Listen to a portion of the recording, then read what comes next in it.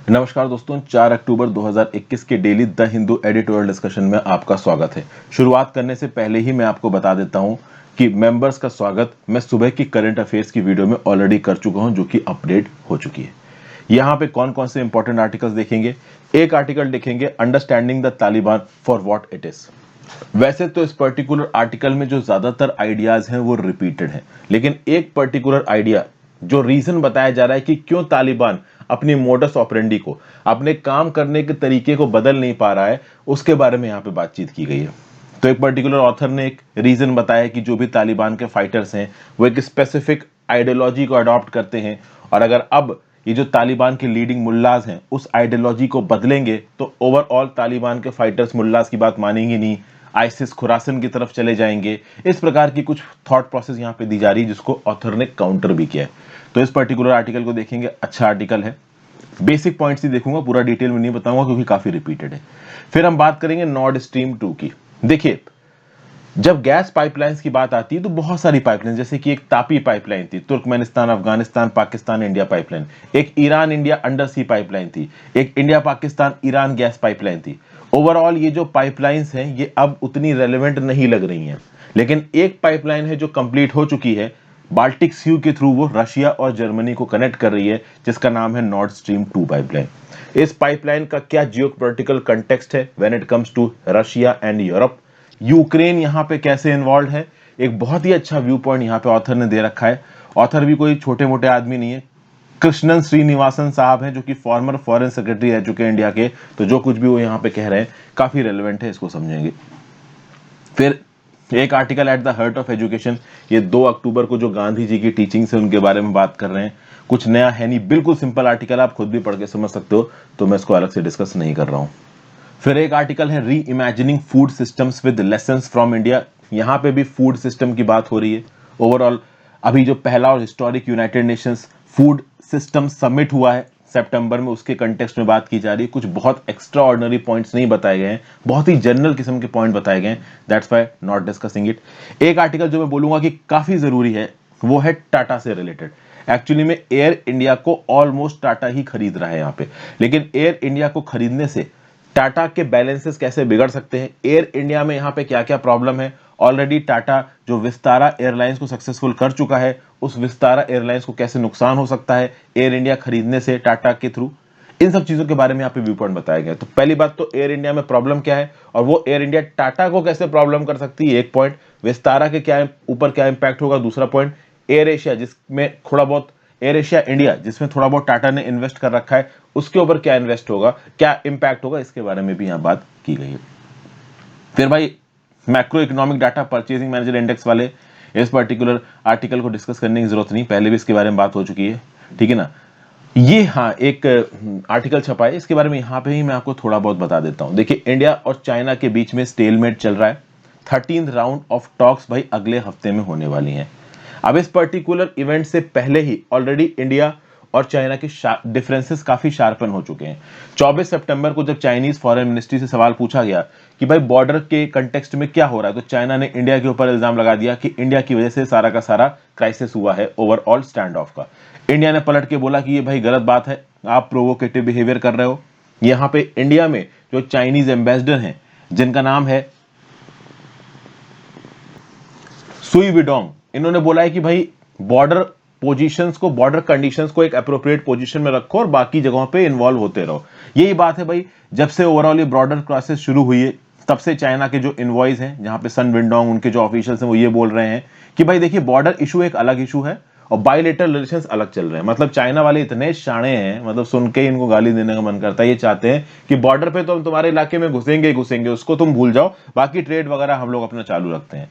उसके बदले में जो हमारे एम्बेसडर हैं चाइना में, विक्रम मिश्री साहब, उन्होंने साफ साफ बोला है कि देखिए, इस प्रकार से चीजें चल नहीं पाएंगी। अगर आप बॉर्डर के इशू को सॉर्ट आउट नहीं करोगे तो ओवरऑल हमारे बायलेटरल रिलेशंस बिगड़ेंगे और आगे आने वाले समय में इंडिया के पास कोई चारा नहीं बचेगा बाकी रिलेशंस को बिगाड़ने का। अगर बॉर्डर रिलेशंस देखिए सॉर्ट आउट नहीं होते ना, तो किसी भी गवर्नमेंट के लिए डिफीटिंग हो सकता है, इंडिया की बेसिक डिग्निटी और ऑनर के अगेंस्ट जा सकती है ये बात। तो इस कंटेक्स्ट में बॉर्डर इशू को रिजॉल्व करना बहुत जरूरी है।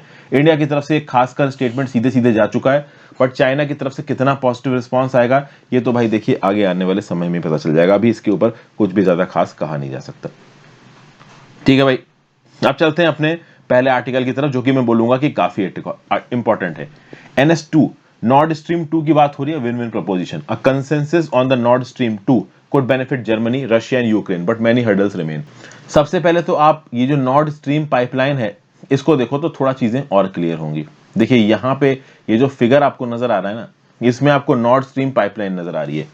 तो ये नॉर्थ स्ट्रीम पाइपलाइन यहाँ से स्टार्ट हो रही है, ओवरऑल बाल्टिक सी में यहाँ से स्टार्ट हो रही है, गल्फ ऑफ फिनलैंड है, यहाँ से चलती हुई जाएगी ओवरऑल बाल्टिक सी को क्रॉस करती हुई नॉर्थ स्ट्रीम जो पाइपलाइन है वो जर्मनी पहुंच जाएगी।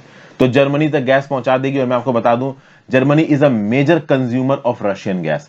अगर और आप इलाकों की बात करो तो रशिया से बहुत सारी गैस पाइपलाइंस यूरोप के अंदर जाती हैं, अकेली नॉर्थ स्ट्रीम नहीं है। तो आप देख सकते हैं कि यहां से एक पाइपलाइन, इनफैक्ट दो पाइपलाइन रशिया से बेलारस के अंदर एंट्री मार रही है, फिर इधर से भी एक पाइपलाइन यूक्रेन के अंदर एंट्री मार रही है। ठीक है, हालांकि अब जो पाइपलाइन रशिया से निकल के बेलारस के थ्रू होते हुए जर्मनी जाएगी या यूक्रेन के थ्रू होते हुए जर्मनी जाएगी, वहां पे थोड़ा बहुत टैक्स बेलारस और यूक्रेन जैसी कंट्रीज और वो हर बाकी कंट्री जो कि यहां पे गैस को ट्रांसलेट में मदद कर रही है उसको थोड़ा बहुत पैसा मिलेगा। अब रशिया अगर मान लो जर्मनी को गैस एक्सपोर्ट करना चाहता है तो इस गैस के एक्सपोर्ट के ऊपर बीच में यूक्रेन और बेलारस टैक्स लगा रहे हैं, तो ना जर्मनी को पसंद आएगा ना रशिया को पसंद आएगा।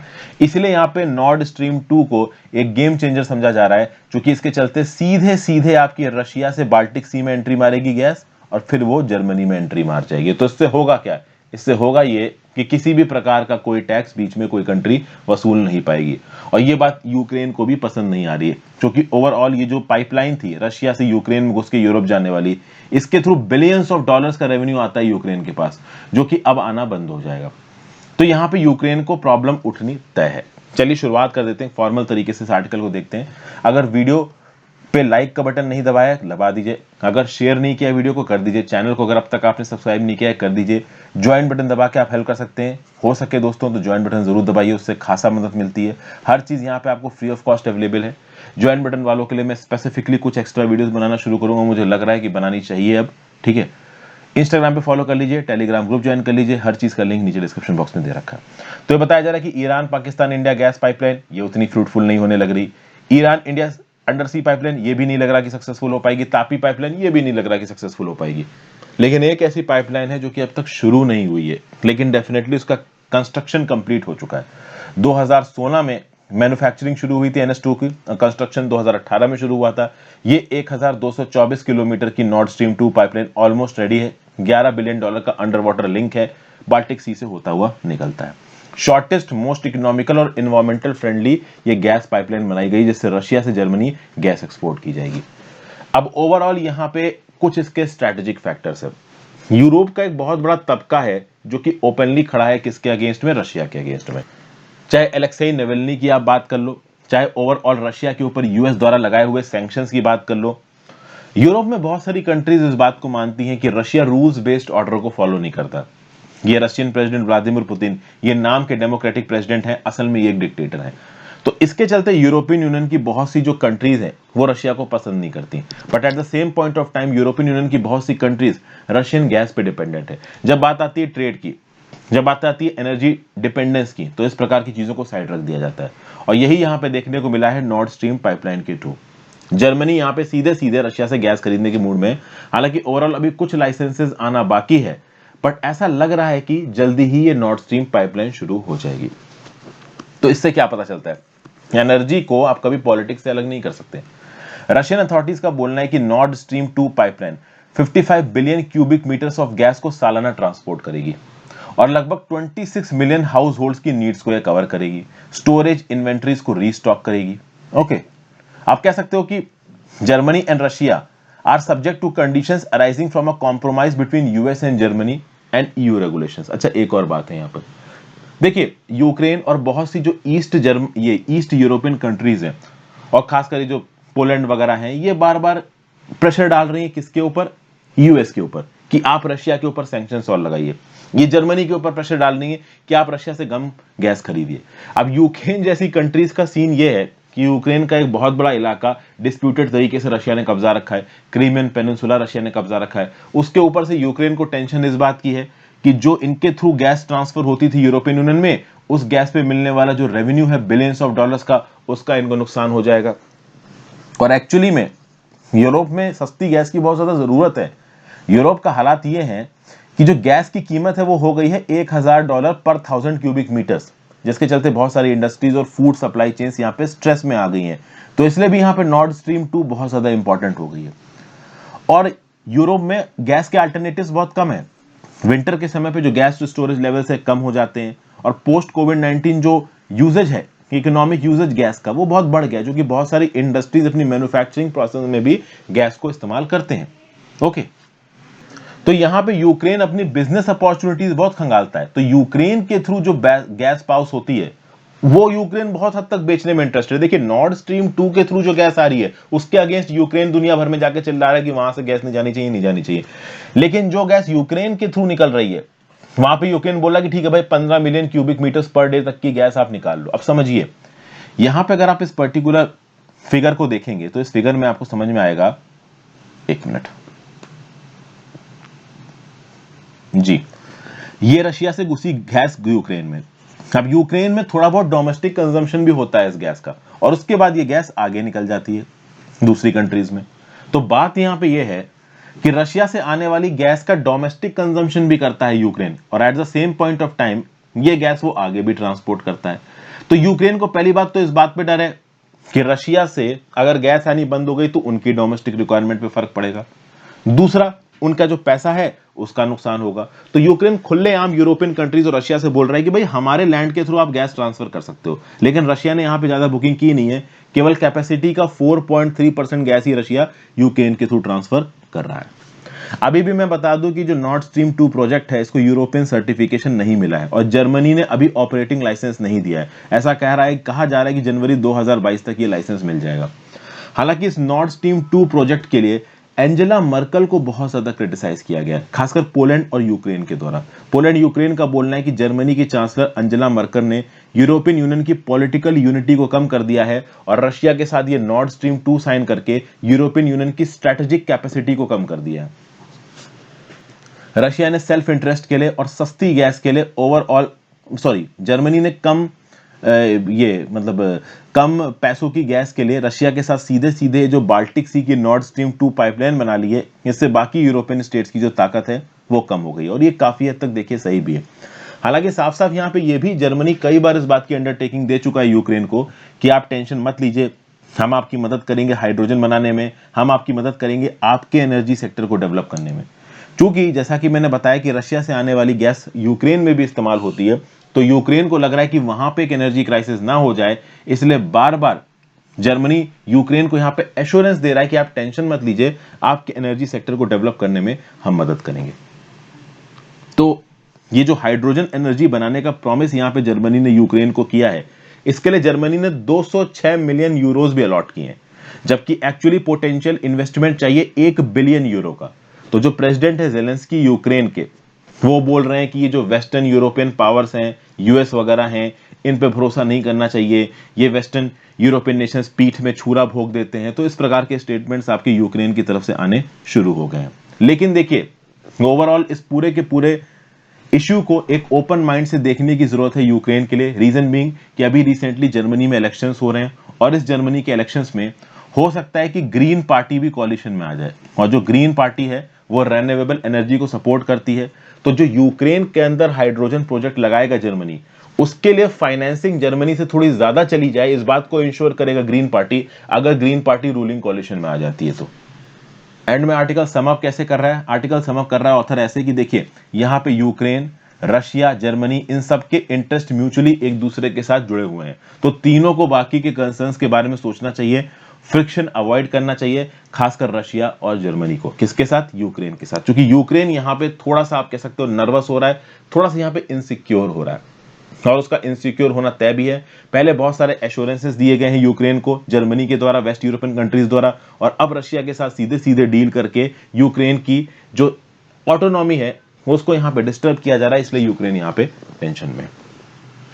ठीक है भाई, नेक्स्ट बात करते हैं understanding the Taliban for what it is. While it is undeniable that the Taliban subscribe to an ideology, they are also playing cynical politics. भाई देखिए, पहले तो यहां पे अफगानिस्तान का और तालिबान का पूरा ओवरऑल ब्यौरा दिया गया है, मतलब बैकग्राउंड दिया गया है। कि भाई तालिबान कैसे पावर में आया, तालिबान क्यों अपनी मर्जी के हिसाब से काम कर रहा है, तालिबान क्यों डेमोक्रेसी नहीं कर रहा है। जब तालिबान यहाँ पे आया तो जिस पर्टिकुलर मतलब इंटरनेशनल सिचुएशन है, यहाँ पे तालिबान को थोड़ा समझना चाहिए था, थोड़ा तरीके से काम करना चाहिए था, लेकिन ये एक्सट्रीमिस्ट आइडियोलॉजी को अभी भी अडॉप्ट कर रहे हैं। अफगानिस्तान के अंदर एक फूड क्राइसिस आ रही है, लैक्स ऑफ लोगों के लिए खाने की कमी पड़ सकती है अफगानिस्तान के अंदर। जब यूएस अफगानिस्तान में था तो 80% जो पब्लिक एक्सपेंडिचर था अफगानिस्तान के अंदर वो यूएस करता था। जब से तालिबान ताकत में आया है, अफगानिस्तान के जो भी रिसोर्सेज हैं, जो भी पैसा है, उसको यूएस की फेडरल रिजर्व ने ब्लॉक कर दिया है। बाकी जो डोनर कंट्रीज थी, इंटरनेशनल मॉनेटरी फंड, इंडिया, इन सब ने पैसा देना बंद कर दिया है अफगानिस्तान को। पाकिस्तान क्या ही पैसा देगा, चाइना अगर पैसा देता है तो लोन में देता है, वो कभी ग्रांट में पैसा देता नहीं है। रशिया, ईरान, सेंट्रल एशिया भी यहाँ पे खुलेआम दिल से सपोर्ट करने के लिए नहीं आए हैं। वेस्टर्न कंट्रीज 3 कंडीशंस लगाना चाहते हैं ओवरऑल तालिबान के ऊपर, और तालिबान इन्हीं तीनों कंडीशंस को नहीं मान रहा है। पहली कंडीशन तो यह है कि जो आपका देश है वहां पे टेररिस्ट ग्रुप्स प्रोलिफरेट नहीं करना चाहिए, उनको यहाँ पे शरण या सेंचुरी नहीं मिलनी चाहिए। दूसरी कंडीशन, वुमेन और माइनॉरिटीज के राइट्स को प्रोटेक्ट करिए। तीसरी कंडीशन, अपनी गवर्नमेंट को इंक्लूसिव बनाइए। लेकिन इन तीनों ही कंडीशंस को तालिबान ने बिल्कुल नहीं माना है, ठीक है। और एक्चुअली में ऐसा लग रहा है तालिबान के एक्शन से कि उनको फर्क भी नहीं पड़ता, वो सीधे सीधे बोल रहे हैं कि हम नहीं मानेंगे, तुम्हें जो करना हो कर लो। फिर यहां पे कुछ दिन पहले मैंने आपको बताया था कि जो वुमेन मिनिस्ट्री थी अफगानिस्तान के अंदर, उसको हटा दिया गया। Ministry for the propagation of virtue and prevention of vice को बना दिया गया। पहले जो वुमेन टीचर्स और वुमेन जो थी नौकरियां करने के लिए जाती थी, उनसे बोला कि घर पे बैठो, आपकी सिक्योरिटी के इंतजाम किए जा रहे हैं। तो कुल मिला के ओवरऑल बिल्कुल ही एक्सट्रीमिस्ट आइडियोलॉजी को यहाँ पे अफगानिस्तान के अंदर तालिबान ने प्रोपोगेट किया। इनकी जो कैबिनेट है वो बिल्कुल भी इंक्लूसिव यहाँ पे नहीं है। अब इसका रीजन क्या बताया जा रहा है? रीजन ये बताया जा रहा है कि देखिए, तालिबान जब लड़के जीता अफगानिस्तान के अंदर, तो जो भी मिलिशियास, जो भी ग्रुप्स, ट्राइबल ग्रुप्स तालिबान के लिए लड़ रहे थे, उनका जो वर्ल्ड व्यू है वो प्री मॉडर्न वर्ल्ड व्यू है। आज की डेट में दुनिया को देखने का जो नजरिया है और मीडिवल टाइम्स में जो दुनिया को देखने का नजरिया था, इन तालिबान फाइटर्स का जो नजरिया है दुनिया को देखने का, वो मीडिवल टाइम्स का है। तो बहुत सारे एक्सपर्ट्स ये बोलते हैं कि भाई देखिए, तालिबान फाइटर्स को आपने मीडिवल व्यू पॉइंट से लड़ाया और उसके बाद आप ताकत में आए। अब ताकत में आने के बाद ये जो कैबिनेट में लोग बैठे हैं, तालिबान के जो एलीट लीडर्स हैं, वो एकदम से अगर मॉडर्न व्यू पॉइंट और थॉट प्रोसेस की तरफ चले जाएंगे तो जितने भी मिलिशियाज हैं ये तालिबान की लीडरशिप को मानेंगे नहीं, क्योंकि ये जो मिलिशियाज हैं वो एक मीडिवल माइंडसेट को अधेयर करते हैं, वो अपनी कोर आइडियोलॉजी में बिलीव करते हैं। और अगर आप एकदम से उनकी आइडियोलॉजी बदल दोगे तो तालिबान को सपोर्ट करना बंद कर देंगे और हो सकता है वो इस्लामिक स्टेट खुरासन प्रोविंस को सपोर्ट करने लगे। ऐसा कुछ एक्सपर्ट्स ने बोला, इनफैक्ट कुछ तालिबानी लीडर्स ने भी ये लॉजिक दिया। लेकिन ऑथर यहां पे बोल रहा है कि ये लॉजिक बिल्कुल फ्लॉड है, ये लॉजिक बिल्कुल सही नहीं है, क्योंकि जो यंग तालिबानीज हैं जिनकी लड़ाई के दम पे ओवरऑल यहां पे ताकत में आया है तालिबान अफगानिस्तान के अंदर, ये भी मॉडर्न ही लोग हैं। ये भी आज की डेट में सेलफोन इस्तेमाल करते हैं। ये भी आज की डेट में व्हाट्सएप और यूट्यूब और इंस्टाग्राम रील्स देखते हैं। ये भी म्यूजिक सुनते हैं, फोटोग्राफ खिंचवाते हैं, ठीक है। तो भले ही ये कंजर्वेटिव है, बट इतने कंजर्वेटिव भी नहीं है कि किसी भी प्रकार के चेंज को ये लोग अडॉप्ट ही नहीं करेंगे, ठीक है। ऐसा नहीं है कि बिल्कुल ही ओसामा बिन लादेन वाला माइंडसेट है कि हाँ भाई अलकायदा ज्वाइन कर लेंगे, मर जाएंगे, हम बिल्कुल मॉडर्निटी की तरफ नहीं जाएंगे। इस प्रकार की चीज यहाँ पे नहीं बताई जा रही है यंग तालिबानियों के अंदर। तो ये बोल देना कि यंग तालिबानी अपने आप को बिल्कुल चेंज ही नहीं कर सकते, ओवरऑल अडॉप्ट नहीं कर सकते नई कंडीशंस के साथ, ये कहना गलत होगा। प्लस अफगानिस्तान के अंदर इंस्टेबिलिटी बनी जाएगी, क्योंकि भाई जो पाश्तून पख्तून कम्युनिटी है उसके मेंबर्स यहाँ पे डोमिनेंट है। बाकी जो अपोजिशन हजारा कम्युनिटी है और जो बाकी तजीक कम्युनिटी है, उसको यहाँ पे किसी भी प्रकार की रिप्रेजेंटेशन नहीं मिल पा रही है। तो ये सब बातें यहाँ पे चल रही, एक सिनिकल पॉलिटिक्स चलाई जा रही तालिबान के द्वारा, और ये सिनिकल पॉलिटिक्स लॉन्ग टर्म में एक्टिव होने वाली नहीं है। पाकिस्तान भले ही यहाँ पे इन्वॉल्व होकर हक्कानी नेटवर्क को स्ट्रॉन्ग करके अभी के लिए अपने आप को यहाँ पे स्ट्रॉन्ग कर गया है, बट लॉन्ग टर्म में अफगानिस्तान की पॉलिटी में बड़े बड़े मात खाए हैं। ये सब बातें हम पहले कर चुके हैं। तो केशवा मेनन साहब जो कि सीनियर जर्नलिस्ट हैं, उन्होंने इस थॉट प्रोसेस को इस पर्टिकुलर आर्टिकल में तोड़ने की कोशिश की है कि जो यंग तालिबानी जिनके दम पे लड़के तालिबान जीता है, वो एक मिडिल माइंडसेट को अधेयर करते हैं, और अगर वो मिडिल माइंडसेट बदलेगा तो वो तालिबान की लीडरशिप को सपोर्ट नहीं करेंगे। इसके अगेंस्ट बात कर रहे हैं यहाँ पे ऑथर, ठीक है भाई। तो ये एक आर्टिकल हमने देखा। अगले आर्टिकल की तरफ चलते हैं। अब महाराजा प्राइस टू पे फॉर एन एविएशन होमकमिंग, मैं कहूंगा कि ये मुझे काफी अच्छा आर्टिकल लगा। ये जो एयर इंडिया को खरीद रही है ना आपकी ये टाटा कंपनी, ये टाटा कंपनी के ऊपर मतलब कह सकते हैं कि काफी प्रॉब्लमेटिक चीजें आ सकती हैं इस खरीदारी की वजह से। समझते हैं यहाँ पे क्या बोला जा रहा है। पिछले कुछ दिनों में बहुत स्पेकुलेशन है कि एयर इंडिया के प्राइवेटाइजेशन बिड में ओवरऑल टाटा इन्वॉल्व हो रहा है और 100% एयर इंडिया और एयर इंडिया एक्सप्रेस के शेयर्स बेचे जा रहे हैं और काफी हद तक टाटा यहाँ पे शेयर्स खरीदेगा। इनफैक्ट जो जॉइंट वेंचर है एयर इंडिया का और सिंगापुर एयरपोर्ट टर्मिनल सर्विसेज का, इसके 50% शेयर्स को भी बेचा जाएगा, उसमें भी काफी हद तक टाटा चीजों को खरीदेगा। तो वैसे तो अभी सरकार की तरफ से अनाउंसमेंट नहीं आया है कि टाटा ने खरीद लिया है, लेकिन साइंस ये बताते हैं कि विनिंग बिड यहाँ पे टाटा के पास ही आने वाला है। अब वैसे मैं यहाँ पे आपको बता दूं कि Tatas they are not new to the airline industry. 2015 में ही टाटा ने सिंगापुर एयरलाइंस के साथ जॉइंट वेंचर करके एक विस्तारा नाम की एयरलाइन खोली थी और आज की डेट में ये विस्तारा नाम की एयरलाइन एफिशिएंटली इंडिया के अंदर ऑपरेट कर रही है। शुरुआत में ओवरऑल प्रॉब्लम हुई थी इस विस्तारा को, लेकिन अब विस्तारा प्रॉपर तरीके से यहाँ पे काम कर पा रही है। हालांकि अभी भी विस्तारा बहुत ज्यादा प्रॉफिटेबल नहीं हुई है, but it is on the right path, ऐसा यहाँ पे बताया जा रहा है। अब जब बात आ रही है एयर इंडिया और एयर इंडिया एक्सप्रेस खरीदने की, तब यहाँ पे चीजें प्रॉब्लमेटिक बताई जा रही। कुछ दिन पहले ही अगर आप न्यूज को प्रॉपर तरीके से फॉलो करते हो तो पीयूष गोयल साहब ने टाटा की एक्टिविटीज को एंटी नेशनल बोला था। पीयूष गोयल साहब ने बोला था कि यहाँ पे जो टाटा का ब्रांड जो कुछ भी कर रहा है दैट इज एंटी नेशनल। अब वो एक अलग मुद्दा था।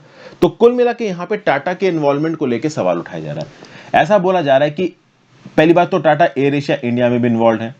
अब बात यहां पे यह है कि एयर एशिया इंडिया बहुत ज्यादा प्रॉफिटेबल हो नहीं रही है। एयर इंडिया और इंडियन एयरलाइंस की जब मर्जर की बात की गई थी 2007 में दो पहले एयरलाइंस अलग अलग थी। एक तो एयर इंडिया अलग अलग थी, इंडियन एयरलाइंस अलग अलग थी। दोनों को मर्ज करके एक एयरलाइन बना दिया गया और उस एयरलाइन में बहुत हद तक टैक्स पेयर्स का पैसा लगा है। बिना टैक्स पेयर के पैसे की एयरलाइन चल ही नहीं पाएगी। तो अब एयर इंडिया और एयर इंडियन एक्सप्रेस भी टाटा की ओनरशिप में आ जाएंगी। पहले ही विस्तारा और एयर एशिया इंडिया टाटा की ओनरशिप में। तो क्या टाटा इन 4 की 4 एयरलाइंस को मर्ज कर देगा? ये यहाँ पे एक बहुत बड़ा सवाल बनता है। और अगर मर्ज कर देता है तो एयर इंडिया और एयर इंडिया एक्सप्रेस के फाइनेंसेस इतने खराब हैं कि विस्तारा भी बैठ जाएगी टाटा की। यहां पे ऑथर बता रहा है कि ये जो एयर इंडिया और इंडियन एयरलाइंस का मर्जर था और इसके चलते जो नई एयर इंडिया ये जो आपकी एयरलाइन बनी है, ये एयरलाइन अब तक एफिशिएंटली इसीलिए नहीं ऑपरेट कर पा रही क्योंकि लगातार इसको सरकार से सपोर्ट मिल रहा है। लगातार ये सरकारी कंपनी की तरह काम कर रही है और जब कोई कंपनी सरकारी कंपनी की तरह काम करेगी, राजीव गांधी भवन से लगातार, राजीव गांधी भवन में मिनिस्ट्री ऑफ सिविल एविएशन है, तो लगातार मिनिस्ट्री ऑफ सिविल एविएशन की तरफ से अगर किसी एयरलाइन को सपोर्ट आता जाएगा तो वो कैसे प्रोफेशनली काम करेगी। ऐसे में विस्तारा जो कि एक प्रोफेशनली काम करने वाली कंपनी है, उसको एयर इंडिया में इन्वॉल्व करप्ट लोग अगर चलाने लगेंगे तो ओवरऑल तो पूरी की पूरी एयरलाइन बैठ जाएगी। क्योंकि ऐसा बताया जा रहा है कि एक बार अगर टाटा का कंट्रोल आ भी जाता है एयर इंडिया और एयर इंडिया एक्सप्रेस के ऊपर, तो भी जो एफिशिएंट मैनेजमेंट है टाटा का एयर इंडिया को करने का, वो हो नहीं पाएगा। क्योंकि अभी भी बहुत हद तक एयर इंडिया और एयर इंडिया के एक्सप्रेस के तार सरकार के साथ जुड़े हुए हैं। बहुत सारे उधार में है ये कंपनीज और आगे आने वाले समय में कुछ लायबिलिटी सरकार ही पूरी करेगी। ऐसा नहीं कि एकदम से सारी लायबिलिटी टाटा ले लेगा। ऐसा बोला जा रहा है कि एयर इंडिया और एयर इंडिया एक्सप्रेस को रिवाइव करने के लिए टाटा को 24,000 करोड़ रुपए डालना पड़ेगा। ओके, प्लस यहां पे एयर इंडिया के ऑलरेडी 40,000 करोड़ से ज्यादा के डेप्ट है, उधार है। अब ये उधार कौन टेकअप करेगा, ये भी यहां पे एक मेजर सवाल उठ जाता है। प्लस एयर इंडिया का जो स्टाफ है उसको कैसे रिलोकेट किया जाएगा। तो ये जो एयर इंडिया का स्टाफ है, ऐसा बताया जा रहा है कि बाकी टाटा वेंचर्स में इनको रिलोकेट किया जाएगा।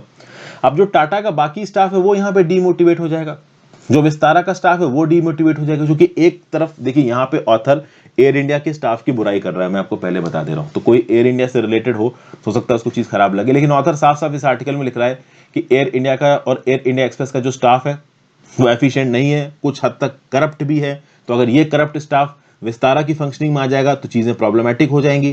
प्लस एयर इंडिया में जहां पे स्टाफ को अभी स्टेशन किया गया है उनकी लोकेशंस को बदलना पड़ेगा, पोजीशंस को बदलना पड़ेगा। तो ये करने में टाटा के अगेंस्ट अपोजिशन आ सकता है। बहुत सारी चीजें यहां पे बताई गई हैं। फिर एयर इंडिया और एयर इंडिया एक्सप्रेस में ओवरऑल सेफ्टी कल्चर में मेजर इश्यूज बताए गए हैं। अगर आप विस्तारा की बात करो तो विस्तारा में कोई मेजर सेफ्टी इशू आया नहीं है। 2019 में एक इमरजेंसी लैंडिंग हुई थी लखनऊ में विस्तारा की, लो फ्यूल की वजह से। उसके अलावा अब तक विस्तारा के साथ कोई भी उल्टा सीधा इंसिडेंट नहीं हुआ है। लेकिन एयर इंडिया एक्सप्रेस और एयर इंडिया का जो सेफ्टी रिकॉर्ड है वो काफी गड़बड़ बताया जा रहा है। एयर इंडिया एक्सप्रेस को तो accident incident a month prone entity बोला जाता है। अक्सर कर इनकी इमरजेंसी लैंडिंग्स होती रहती हैं, ऐसा यहाँ पे बता रहे हैं। तो ऐसे केसेस में एक ऐसी पर्टिकुलर एयरलाइन को खरीदना जिसका सेफ्टी कल्चर इतना हिला हुआ है, जिसमें डीजीसीए भी इन्वॉल्व है, ऐसा यहाँ पे इस आर्टिकल में बोल रहे हैं, तो क्या ये टाटा की इमेज के अगेंस्ट नहीं जाएगा, ऐसा यहाँ पे बताया जा रहा है। प्लस ये भी बोला जा रहा है कि हिडन स्नैक्स बहुत हैं एयर इंडिया के हवाई जहाज़ों में। प्लस एयर इंडिया के हवाई जहाज़ों को जिस दाम पे लीज किया गया है वो दाम बहुत ज़्यादा एग्जॉर्बिटेंट है, इंडस्ट्री और प्रोफेशनल प्रैक्टिसेस के हिसाब से नहीं है। चूंकि एयर इंडिया एक सरकारी कंपनी थी तो सरकारी कंपनी में करप्शन के चलते जो भी हवाई जहाज है एयर इंडिया के उनको बहुत महंगे पे लीज किया गया है, जबकि इनकी एक्चुअल कीमत कम होनी चाहिए। तो ये सब बातें यहाँ पे बताई जा रही हैं। प्लस एयर इंडिया के ऊपर एक और इल्जाम लगाया जा रहा है कि एयर इंडिया के बोर्ड में बहुत सारे इंडियन एडमिनिस्ट्रेटिव सर्विसेज के ऑफिसर्स को अपॉइंट किया गया, लेकिन इन ऑफिसर्स को एविएशन इंडस्ट्री के बारे में कुछ भी नहीं पता था, तो वो ओवरऑल एयर इंडिया को डेप्ट से बाहर नहीं निकाल पाए हैं। तो कुल मिला के टाटाज एयर इंडिया को खरीद तो रहे हैं, बट किस हद तक वो एयर इंडिया को प्रॉफिटेबल बना पाएंगे और कहीं एयर इंडिया टाटा का ही उल्टा नुकसान ना करा दे, इन सब बातों को लेके यहाँ पे व्यू पॉइंट बताया जा रहा है। तो आई होप आपको ये आर्टिकल पसंद आया दोस्तों, ये एनालिसिस पसंद आया, ज्यादा से ज्यादा लोगों के साथ इस वीडियो को शेयर करिएगा, अपने व्यू पॉइंट नीचे कमेंट बॉक्स में दे सकते हैं। Have a great day friends, goodbye, take care, ध्यान रखिए अपना।